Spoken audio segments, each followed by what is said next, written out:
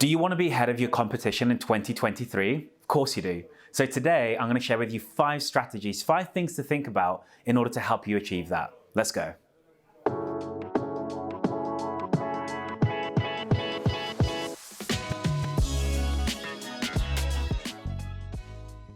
My name is Jason Ospina. I am the International Service Manager here at Our People for the e-commerce team. That means I help a lot of customers around the world grow their e-commerce business. Leap, as you know, because you obviously subscribe to our channel. If you haven't somewhere, make sure you're subscribing and clicking and ring that bell, you know, the spiel, go with that. Leap, it stands for Learn E-commerce with Ad People. Basically, we want to help those businesses at the very start of that journey that want to become businesses that are successful. We understand you have to start somewhere. And that's what Leap is about. It's about giving you that leap to get that started. Sounds cheesy, but we know it works because we've had a lot of great feedback that it does that. So when you're creating your strategy for 2023, there are so many scenarios you have to consider. It can kind of frazzle your brain, and we get that. So our amazing marketing team here at Ad People have actually spent quite a bit of time researching some trends that you really want to be aware of and you want to be incorporating in some way, shape or form into your strategy for next year. So today, we're going to talk about those 5 trends that you really want to have your eye on. And if you can get involved in, it's going to bring you a lot of benefit further forward. Now, there's a lot of trends, there's a lot of strategies, there's a lot of things to consider. We're not going to cover them all, but if you have some ideas, use the comments below to leave those ideas, ask some questions, and I will be there to answer as many questions as I can. Sounds good? Right, let's start with the first one. Short form video. Yes, it's a trend. Yes, it's 2023. Why? Because the ultimate commodity right now, today, is time. And people's attention span, as you know, is getting shorter and shorter and shorter.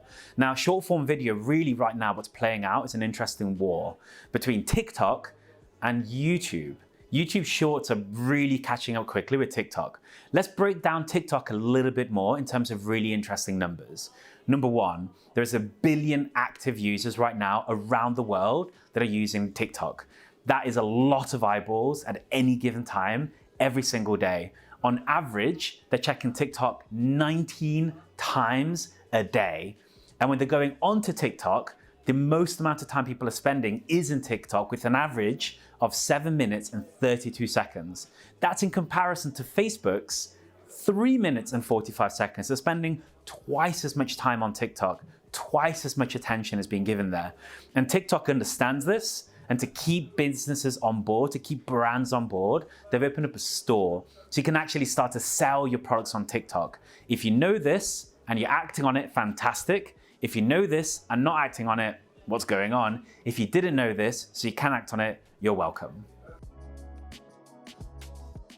Sustainability, increasing the awareness of sustainability. Now you might feel, Jason, this is kind of old news. I thought you were talking about new trends for 2023. Well, actually, did you know that in the research that our marketing team carried out, we understood that 82% of people post-pandemic have actually expressed that it's even more important now that sustainability is actually something that's considered throughout the process than it was before the pandemic. That's only going to grow next year. Google is now showing a lot more data in the search results, in the billions of search results they serve every day.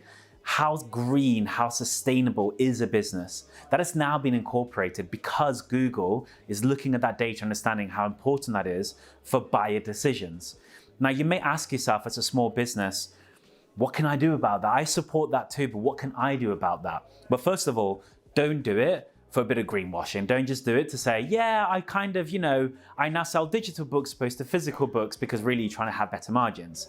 Don't do that. Do that because you really believe that. Think about how you can incorporate that into the brand values. Think about how you can incorporate that into your vision. It's something you have to genuinely, authentically believe in. Now, as a business, you can do a lot of that, especially as a small business. Let's think about the packaging. Where do you get your packaging from? Maybe you go to Etsy as a small business and buy boxes. Are those boxes coming from recycled card? Instead of having plastic inside the boxes for your packaging, can you use tissue paper? Where's that tissue paper coming from? Really think about the experience you're delivering to people. Royal Mail, for example, now also offers options where they can offset some of the carbon emissions. So there's a lot of different ways you can do that. Now, if you do that, make sure you get the support for that because it can be a little bit more expensive for you. Make sure you tell that story on your product pages, on your website landing page. People will be prepared to support you and pay a little bit more to cover those costs because that's something they believe in too. So that sustainability is something you really want to think about for next year. And again, if you have any questions or any ideas, comment below, ask, share, and we can discuss. The next trend, trend 3, let's talk voice search. Hey Siri, you know this, you've heard Hey Siri, you've heard Alexa, you've heard Hey Google. This is a really powerful area. 27% of the world's population, the entire planet's population, 1 in 4 are using voice search right now, today. Now, I want to share with you different ways you can really be prepared and ready for voice search in 2023. You don't need to have a £1 billion company or millions of pounds of, budget available to get onto voice search. You can already do that right now, and I'm going to share with you some different ways you can do that. Ready? Okay. Number 1, more conversational content. How we talk as people. Blog posts are a really great way to do this. Make it conversational. Questions, answers, headlines, depth. Conversational content is the way. Number 2, long tail keywords. Think about those keywords, those questions you're asking where it's a long sentence. For example, what is the best and most affordable wireless charger for Apple iPhones? That long tail keyword is going to be a lot more specific and a really great way for voice search to really be able to help. Number 3, question keywords. Think about the questions you're asking because quite often that's what people are doing on Google. They're going to Google and asking a question. A really great example and use of this is FAQs on your website. Think of common questions people are asking. Put it as a question in an accordion. Below that, add the answer. Google will pick up on this. Voice assistants will pick up on this. You will thank me later. Number 4, Google featured snippets. Snippets are something that obviously you can do really, really easily through advertising and through other means. Think about the snippets you're running and are featured on Google. If you have any questions around that, you're not sure, again, leave a comment below, ask the question. 5, Optimise for mobile. Think about the user experience on mobile. It's fast, it's easy. Think about what the information is on mobile and think about the ability to be able to get information in a way that's easy to understand. Google understands that mobile is a predominant way that people go to websites and have an experience. If the mobile experience is really strong, that's going to really help you be featured on voice search. Number 6, site speed. Site speed. Site speed. I can't repeat this enough. It's incredibly important and it's not massively expensive to resolve. If your site speed isn't good, Google has a way through page speed insights with their own technologies to understand how fast does a website load. If the website loads fast, Google's going to say, I don't want to send people here. And they definitely don't want to get answers from you. It takes away your authority. Remember, expertise, authority, trust. Speed is a key component of all those 3 different things. So you want to be making sure your site speed is very good, and then go to page speed insights to get a test, and you can find many ways to get that resolved. And number 7, schema markup.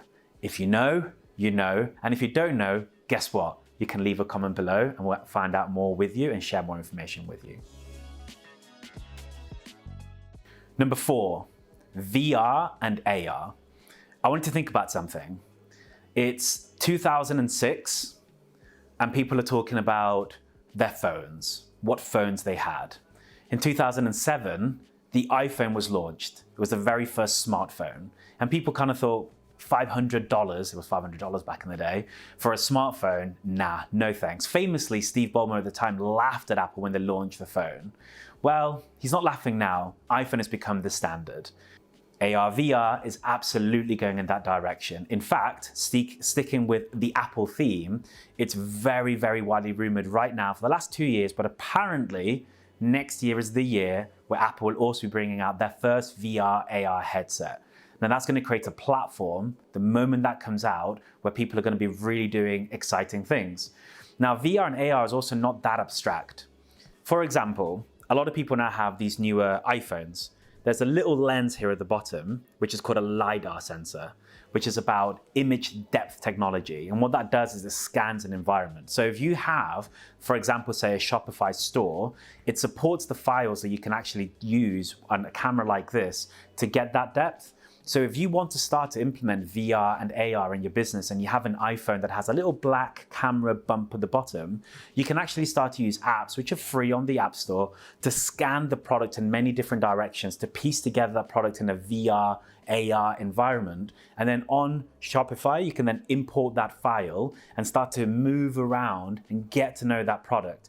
Around 50% more likelihood for conversion when you have 3D images on a website that somebody can actually go through and rotate. You do not have to spend tons of money. Does that sound interesting? Well, let me share with you even more information. I'm going to share some data that gives you even more insight into this, okay? So the first bit of data is that by 2025, it is expected there's going to be 31.5 million people that own VR and AR products. Now that sounds like a lot, but again, going back to Apple, in a year, they might sell 80 million iPhones in 1 year. So 31.5 million in 2 years' time is actually quite a conservative number. Facebook's already killing it in this space, very much leading it, because they understand that's the next paradigm shift on platform. VR, AR, really start to think about how that's going to be implemented within your strategy. Another bit of nice data for you, 3D images get 50% more clicks. I already discussed this, I really want to bring that into you. This isn't something new, guys, but it's something that is coming. It's absolutely a trend you want to be aware of. VR, AR, think about that. This can be that 2006 moment. Would you have wanted to miss the Apple iPhone moment where you had loads of apps come out? You probably didn't want to, you may have done. This is your chance again to do it right. Top trend for next year. The fifth trend. Now, I'm no fortune teller. I'm not going to tell you anything you don't already know, but it's an important trend to be aware of. Ready? Cost of living crisis. We understand the cost of living is obviously going to be harder. Inflation is going up. It's going to be around there for a little while before it comes down. I'm no economist. I just read the Financial Times because, you know, a bit of a geek. It's what we do. We look at data. But it's important to think about what that's going to mean for you. Now, there's two ways to look at this. You can either be very, very thoughtful about your spend, minimize your spend, really kind of, you know, dig your trenches, get in there and try to ride it out. Or you can be a little bit more intelligent and aggressive in your media spend. Now, there's going to be a lot of businesses that are going to try and pause and save money because they see advertising, they see marketing as a cost. Advertising and marketing, I'll get my words out right today, is an investment. And the best time to invest in it is when other people are not, because then your return is going to be bigger. So think about that. Now, one of the things we do here at Ad People when we're looking at these kind of things, it's looking at the data from Google, not what somebody thinks, but what does Google data tell us?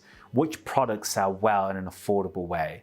This is not the time for you to cut back on costs, but to focus on the things that give you good results. Focus on getting data to understand what does well for you and do that better. This is not the time, if you want to succeed and you want to have a big boom, you hear a lot, the rich get richer, the poor get poorer. That's because the rich, what they're doing in that moment in time is saying, right, where is the best time to invest whilst that value is lower, because then return is going to be higher. What we want is to help our clients be successful. And this advice is to help you be successful. Don't be afraid by what's coming with the cost of living crisis. Be an intelligent business person and think about the best ways to invest that revenue, that budget that you have, that media spend. And again, if you have any doubts, leave a comment below, ask some questions, let us know, we'd be more than happy to help. You're still here, you've come all the way to the end. Thank you so much, we really appreciate the attention. We create value content. We create content to give you value because we are really passionate about helping small businesses grow. We're really passionate about those people that have an idea and they want to make it into something they can live from. And that's why we do Leap. That's why Learn E-commerce with Ad People is here. Now, if you've liked this content today, I would love for you, it would mean the world to me if you could just like this video, subscribe to the channel, and honestly, use that comment space as a space to ask questions, to learn, to meet other entrepreneurs, to be in this journey with somebody together. It's really important you check out the other videos we've done because a lot of them connect and really add a lot of value to you. My name is Jason. It's been a pleasure to speak with you today. Make sure you have subscribed, you've rang that bell, ding, make sure you're going to be seeing all the content that comes from us. And until the next video, have an amazing 2023. Talk to you soon. Ciao.